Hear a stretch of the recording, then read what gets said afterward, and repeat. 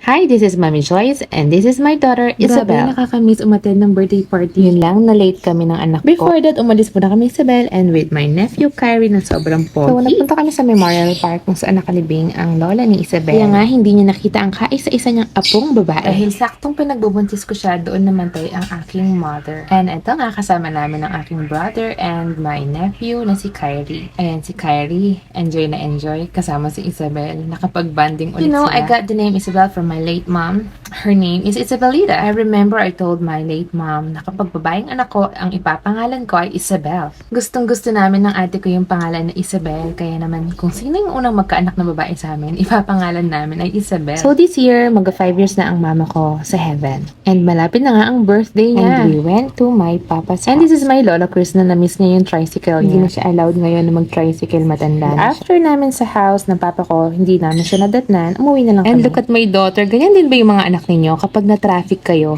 Gagawing playground yung sa loob ng sasakyan. Naalala ko nga, meron pala kaming aatanan na birthday party. Late na kami. At dahil nga traffic, ayan, sabi ko, mag-enjoy na lang siya sa loob ng sasakyan para hindi siya mainit. Kasi ayoko na rin siyang paggamitan ng cellphone. Ngayon, I make sure na ilimit yung time nila using gadgets. Ayan na, nakikita ko na yung sign. Malapit na kami. And we went to 7-Eleven, tapos gusto niya ng donut. Sabi ko, makikikain kami sa birthday party. Ito na nga, late kami. Buti na lang hanggang 10 o'clock daw sila dito. Sa lahat na nakikipag-birthday, kami ang At late. kahit na late kami, syempre, I make sure na mag-enjoy siya. Lalong-lalo na gustong-gusto niya nagpapakuha ng picture. No, kung may pa-emote-emote pa siya, tignan mo daw. And this is Beatrice Leirugo, may pagalya At po. may nag-enjoy na bata sa mga candies. Ayak mo na rugo yung kenting meto. Rugo, may nga karugan po. At kissing na nga si Bea. Grabe, ang ganda niya, no? Ang ganda ng eyes Thank you, niya. Mami Shame, for inviting us. At dahil nga, malapit lang ito sa house namin, naglakad na lang kami pa uwi ni Isabel. Ang sarap ng may anak na girl. Alam niyo ba, todo dasal din ako noon na magkaroon ng anak na babae. Kayo rin ba?